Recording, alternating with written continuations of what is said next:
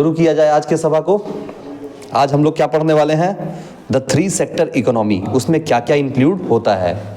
तो 3 sector economy का है। एक है प्रोड्यूसर सेक्टर, दूसरा है हाउस होल्ड सेक्टर और तीसरा है गवर्नमेंट सेक्टर। ठीक है, तीनों सेक्टर का नाम समझ में आया। एक है प्रोड्यूसर सेक्टर, दूसरा हाउस होल्ड सेक्टर, तीसरा गवर्नमेंट सेक्टर। अच्छा जी, फिर बोलता है कि the government sector also plays an important role in the circular flow of income. बोलता है गवर्नमेंट का रोल जो है वो भी बहुत ज्यादा इंपॉर्टेंट रोल प्ले करता है किसमें? सर्कुलर फ्लो ऑफ इनकम में। और the government sector provides the social services to the household sector, charges taxes from both household sector and producer sector, also along with the government also made various purchases from the producer sector. ये line समझना बहुत important line है। ठीक है, पहले बोला कि government sector बहुत इंपॉर्टेंट रोल प्ले करता है सर्कुलर फ्लो ऑफ इनकम में। कैसे? तो बोलता है द गवर्नमेंट सेक्टर प्रोवाइड करता है सोशल सर्विसेज, करता है ना, सरकार क्या करता है? सोशल सर्विसेज प्रोवाइड करता है टू द हाउस होल्ड। किसको? हाउस होल्ड सेक्टर वाले को, मतलब हम लोग जैसे लोग को, हम लोग जो हैं जो सोसाइटी में रहते हैं उनके लिए क्या करता है? सर्विसेज प्रोवाइड करता है। फिर बोलता है charges taxes from both household sector and producer sector, बोलता है। और उसके बाद फिर क्या होता है कि हम ही लोग से वो टैक्स चार्ज करता है। तो गवर्नमेंट हम लोग को सर्विसेज प्रोवाइड करता है और उसके बदले हम लोग से टैक्सेस चार्ज करता है। अच्छा, सिर्फ हाउस होल्ड सेक्टर से ही नहीं बल्कि प्रोड्यूसर सेक्टर से भी टैक्सेस चार्ज करता है। Along with that, government also made various purchases from producer sector। और मजे की बात यह है कि गवर्नमेंट जो है जिससे टैक्स ले रहा है उसी से सर्विसेज भी लेता है। जैसे मानो मुस्कान का ठेकेदारी का बिजनेस है, ठीक है, ये क्या करती है? कॉन्ट्रैक्टर वाला काम करती है, ये ईटा बालू सीमेंट गिट्टी का इसका बहुत बड़ा बिजनेस है। और सरकार को बनवाना है रोड, तो सरकार को तो ईटा बालू गिट्टी वगैरह सब चाहिए होगा। अब मुस्कान क्या होगा? ये प्रोड्यूसर, मानो इसका फैक्ट्री में गिट्टी बनता है, तो सरकार इसके साथ कॉन्ट्रैक्ट की, बोली कि आप ना हमको एक सर्टेन क्वांटिटी में इतना हमको गिट्टी चाहिए, तो ये गिट्टी प्रोड्यूस करके सरकार को दे देगी। अब देखो, सरकार को देगी ये सर्विसेज, उसके बदले या गुड्स दी या मानो रोड बनवाने का काम कर दी तो सर्विसेज दे दी। अब उसके बदले सरकार इसको देगा पेमेंट, और जब कमाई होगा तो वही कमाई पर सरकार बोलेगा हमको टैक्स दे दो। तो फैक्टर सर्विस, मतलब फैक्टर सर्विसेज के बदले इसको फैक्टर पेमेंट मिला। अब फिर उसके बाद इसी पे उसको सरकार को टैक्स देना पड़ गया। वही लाइन यहाँ पे पूरा देखो, बोलता है the government sector provides the social services to the household sector. Household sector वाले को सोशल सर्विसेज देती है गवर्नमेंट और उस पे उसके ऊपर टैक्स लेती है from both the household sector. अच्छा, मजे की बात यह है कि जो रोड मुस्कान बनाई है ये अपना गाड़ी लेके भी जाएगी तो उसी रोड पे चलेगी। तो सरकार सोशल सर्विस तो इसके लिए भी कर रहा है, सबके लिए, ऐसा थोड़ी ना इसके लिए नहीं कर रहा है, इसके लिए भी कर रहा है। तो इसलिए बोल रहा है कि टैक्स चार्ज किया जाएगा from both household sector and producer sector. Along with that government also made various purchases from producer sector. बोलता है इसके साथ साथ गवर्नमेंट जो है बहुत सारा परचेजेस भी प्रोड्यूसर सेक्टर से करता है। समझ में आया बात? फिर बात है circular flow of income in the 4 sector economy. भाई क्या होगा ये जरा देख लो। तो बोलता है द 4 सेक्टर इकोनॉमी इंक्लूड्स, जो 4 सेक्टर इकोनॉमी है उसमें पहला आएगा हाउस होल्ड सेक्टर, दूसरा आएगा प्रोड्यूसर सेक्टर, तीसरा आएगा गवर्नमेंट सेक्टर और चौथा आएगा रेस्ट ऑफ द वर्ल्ड। 4 अलग अलग सेक्टर है।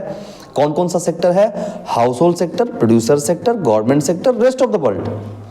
अब इन चारों को अच्छे से समझेंगे। सर्कुलर फ्लो ऑफ इनकम में 4 सेक्टर जो आते हैं उन सभी को। पहला हाउस होल्ड सेक्टर का हम अगर बात कर लें, पहले देखो, बोलता है in 4 sector economy the rest of the world is the 4th sector which participate in the economy by doing certain transactions like Indian import from rest of the world और export to the rest of the world. और rest of the world pays taxes to the government और rest of the world made payment and Indians made payment to rest of the world for import etcetera. बोला भाई ये जो चौथा जो economy है rest of the world, इसका मतलब क्या हो गया? तो रेस्ट ऑफ द वर्ल्ड का मतलब हो गया कि जब हम किसी गुड्स को इंपोर्ट करते हैं तो इंपोर्ट करते वक्त हम पेमेंट किसको करते हैं? बाहरी कंट्री वाले को पेमेंट करते हैं। हम टैक्सेस किसको देते हैं? बाहर वाले कंट्री को देते हैं। तो उससे कमाई किसको होता है? बाहर वाले कंट्री को होता है। लेकिन अगर हम एक्सपोर्ट कर रहे हैं, अपने कंट्री का माल किसी दूसरे देश में बेच रहे हैं, तो ये तो अपने देश के लिए अच्छा बात है, हमारे इकोनॉमी में अच्छा चीज होगा। भाई पैसा आएगा हमारे इकोनॉमी में, पहले तो मेरा माल बिकेगा बाहर तो इनकम होगा, और दूसरा हमारे गवर्नमेंट को भी इनकम होगा टैक्सेस के रूप में। भाई गवर्नमेंट टैक्स लेगी, जो आदमी बाहर हमारे यहाँ देश से सामान खरीद के लेके जाएगा उस पर टैक्स लेगी सरकार, तो सरकार को भी इनकम है, हमको भी इनकम है, तो ये सोसाइटी के लिए अच्छा चीज है। देखो अपने देश का माल अपने देश में बिके, ये तो बहुत अच्छी बात है, पर अपने देश का माल किसी दूसरे देश में बिके तो तो ये तो महा अच्छा बात हो गया ना, क्योंकि अब पैसा अपना कंट्री वाला तो जो है ही, प्लस दूसरे देश का भी पैसा अपने इंडिया में आ रहा है, तो ये हमारी इकोनॉमी के लिए बहुत अच्छा चीज होता है, ठीक है ना, ये काम करना चाहिए। तो जो लोग इंपोर्ट एक्सपोर्ट वाला काम करते हैं, तुम देखना गवर्नमेंट उसको बहुत राहत देती है, गवर्नमेंट उनको बहुत सारा बेनिफिट्स देती है, सो दैट आप ये काम को करो, उनके काम को बढ़ावा देती है कि आप अच्छा काम कर रहे हो, आप हमारे देश के लिए बढ़िया काम कर रहे हो, आप हमारे इकोनॉमी को बड़े लेवल पे लेके जा रहे हो, तो ये तो अच्छा काम है, ठीक है ना।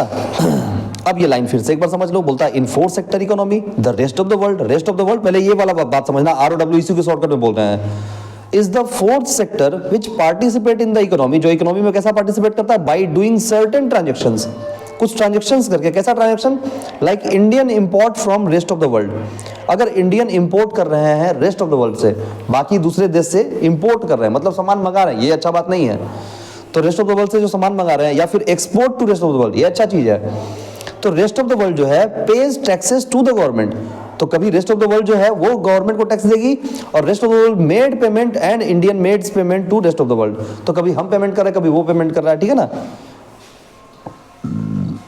फिर इसके कंक्लूजन पे आते हैं, तो बोलता है in conclusion we can say that the circularity of money is unbroken, as the household will always demand goods and services from producer and always supply them factor of production। क्या बोला कि conclusion में हम लोग ये जानेंगे, हम लोग ये कह सकते हैं कि circulating of money is unbroken, मतलब पैसे का सर्कुलेशन जो है ये अनब्रोकन है, ये ऐसा नहीं कि सर्कुलेशन रुकेगा, पैसे का सर्कुलेशन होते रहेगा, as the household will always demand goods and services, क्योंकि हाउस होल्ड के पास हमेशा गुड्स एंड सर्विसेज का डिमांड होगा ही होगा।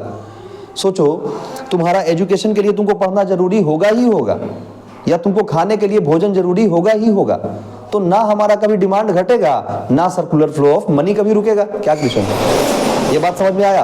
अगर मानो हम किसी चीज का डिमांड कर रहे हैं बाजार में, तो वो गुड्स को तो बाजार वाला बेचेगा ही बेचेगा। अगर हमको चावल खाना है तो चावल तो मार्केट में बिक के रहेगा, आटा खाना है तो आटा मार्केट में बिकेगा। अब अगर आटा मार्केट में बिकेगा तो पैसा खर्चा होगा, पैसा आना जाना लगा रहेगा, तो पैसा आना जाना लगा रहेगा तो हमारे बिजनेस में प्रॉफिट भी होता रहेगा, और ये काम मतलब मनी का सर्कुलेशन रुकेगा नहीं, फिर ये चीज होगा, ठीक है ना। तो वही बात बोला कि हाउस होल्ड जो है will always demand goods and services from producer and always supply them factors of production, ठीक है।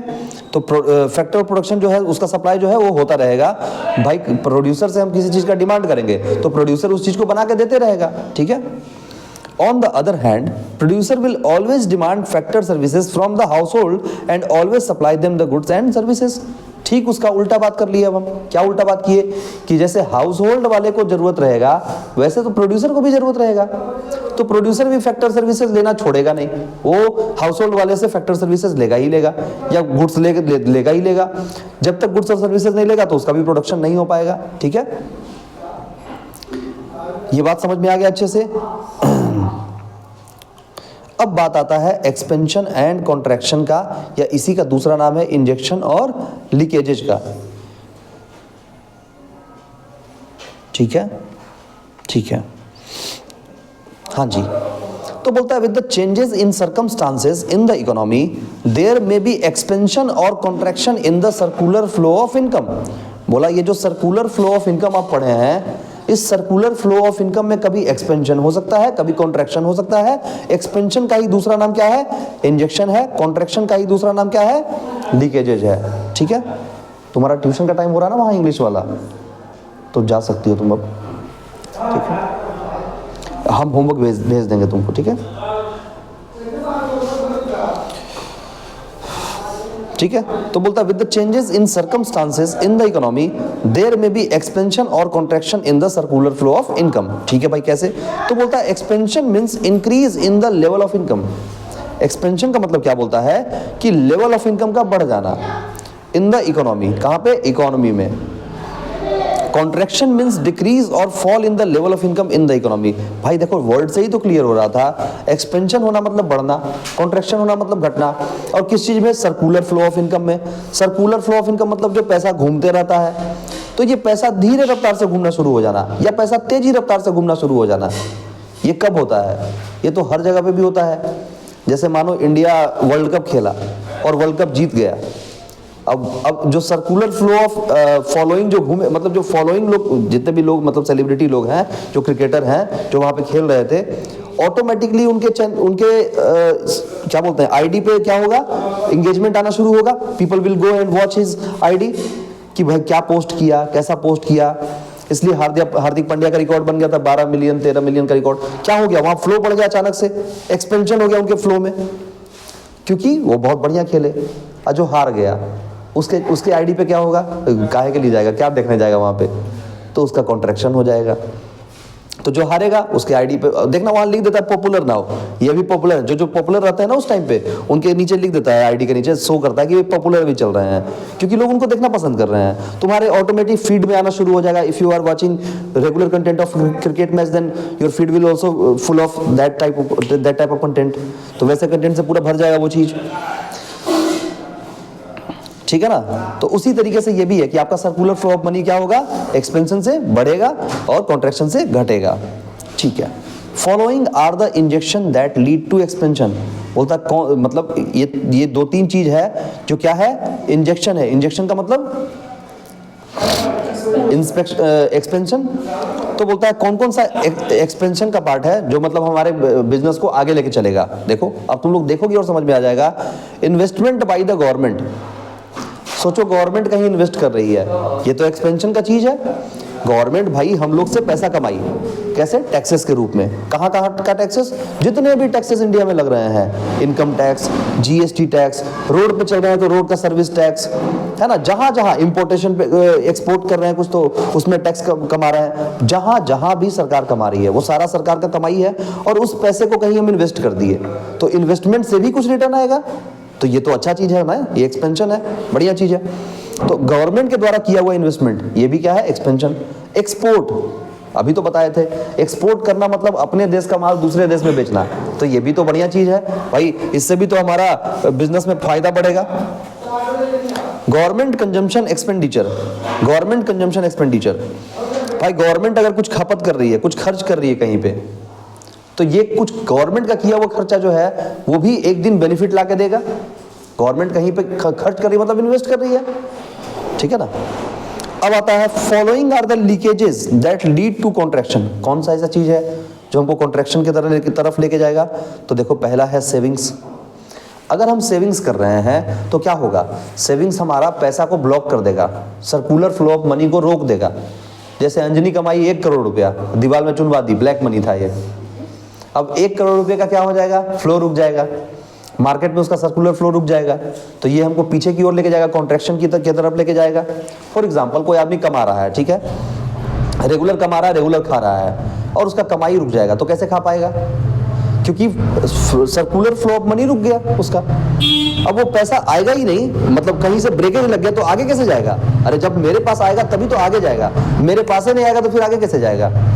तो लीकेजेज का मतलब जो मतलब सर्कुलर फ्लो ऑफ मनी को कम कर दे, ठीक है ना, उसमें कॉन्ट्रैक्शन लेके आ जाए। जैसे सेविंग्स हो गया। दूसरा इंपोर्ट, अब इंपोर्ट कर रहे हैं, अपना देश का पैसा कहीं और भेज रहे हैं, तो ये लीड्स टू लीकेजेज की तरफ लेके चला जाएगा हमको। गवर्नमेंट का टैक्सेस, गवर्नमेंट टैक्सेस भर रही है, ये भी क्या है, गवर्नमेंट टैक्स दे रहा है, मतलब खर्च हो रहा है, सीधा सा बात। गवर्नमेंट टैक्स कब देता है, भाई बाहर का सामान इंडिया लेके आएंगे तो टैक्स देना पड़ेगा, तो वो भी गवर्नमेंट मंगा रही है, ठीक है। सिग्निफिकेंस देखो तो बोलता है knowledge of intersectoral interdependence, knowledge of intersectoral interdependence. तो बोलता है through the study of circular flow of income we come to know that how the different sector of an economy is mutually interdependent on each other. बोलता है कि through the study of circular flow of income we come to know that how the different sector of an economy is mutually interdependent on each other। क्या ये line समझ में आया। बोलता है ये जो डिफरेंट सेक्टर हैं, अलग अलग सेक्टर हैं इकोनॉमी में, ये म्यूचुअली एक दूसरे सेक्टर पे क्यों डिपेंडेंट है। हर सेक्टर एक दूसरे पे डिपेंडेंट है कि नहीं। जैसे अभी हम लोग एग्जांपल किए थे हाउस होल्ड सेक्टर और प्रोड्यूसर सेक्टर। भाई हाउस होल्ड सेक्टर जब तक अपना सर्विसेज देगा नहीं तब तक प्रोड्यूसर का माल बनकर तैयार होगा नहीं, और प्रोड्यूसर सेक्टर जब तक अपना सामान बेचेगा नहीं बेचारे को प्रॉफिट होगा नहीं। तो म्यूचुअली इंटरडिपेंडेंट तो दोनों ही एक दूसरे पे हैं। तो कैसे, मतलब उस पर थोड़ा बात करेंगे। तो इसमें ये वाला टॉपिक उसी के बारे में बोल रहा है कि हम हर कोई जो है मतलब सर्कुलर फ्लो ऑफ इनकम जब हम देखेंगे तो वहां पे हमको पता चल जाएगा, हम लोग ये जानकारी ले लेंगे कि भाई हर डिफरेंट इकोनॉमी के जो सेक्टर हैं वो सब एक दूसरे पे म्यूचुअली इंटरडिपेंडेंट हैं।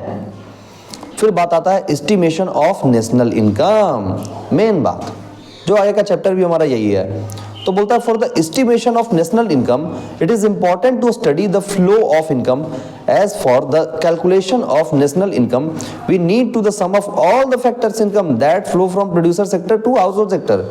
ओके, फिर से एक बार पढ़ते हैं, देखना जरा ध्यान से। बोलता है कि for the estimation of national income, जब आपको नेशनल इनकम जानना है तो ये it is important to study, आपको ये जानना बहुत जरूरी है द फ्लो ऑफ इनकम, कि इनकम का फ्लो क्या है। As per the calculation of national income we need to sum up all the factor income that flow from producer sector to household sector. Producer sector मतलब जितने भी हमारे country में सर्विस प्रोवाइडर हैं या गुड्स प्रोवाइडर हैं, दोनों तो प्रोड्यूसर ही है, कोई सर्विस प्रोड्यूस कर रहा है, कोई गुड्स प्रोड्यूस कर रहा है। तो जितने भी प्रोड्यूसर हैं, ये जितने भी प्रोड्यूसर प्रोड्यूस करके मतलब सर्विसेज प्रोवाइड कर रहे हैं सामने वाले को, ये सारे इनकम को हम कंसीडर कर लेंगे, यही हमारा नेशनल इनकम हो जाएगा। हम देहाती भाषा में कैसे पढ़ते हैं नेशनल इनकम? भाई पूरे कंट्री का जितना भी लोग का कमाई है, चाहे वो इंडिविजुअल हो, चाहे वो फर्म हो, चाहे वो कंपनी हो, LLP हो, पार्टनरशिप फर्म हो, कोई भी फर्म हो, जितने भी इस फर्म के सारे फर्म का कमाई हुआ, सारे कंपनी का, सारे इंडिविजुअल का, सबका कमाई जोड़ दो, नेशनल इनकम पे आ जाएंगे। अब ये लोग बाहर जाके कमा रहे हैं, उसको भी जोड़ो। भाई बाहर से कमा के लेके आ रहे हैं तो अपना इंडिविजुअल ही तो बाहर जाके कमा रहा है, तो इंडिविजुअल जहां से भी कमाएगा, कमा के पैसा तो इंडिया ही लेके आएगा, नेशनल इनकम, देश का कमाई। ठीक है ना? तो इतना ही टॉपिक था इस चैप्टर में, फिर हम लोग नेशनल इनकम पे चलेंगे। ठीक है, तो इस वाले क्लास को यहीं पे एंड करें।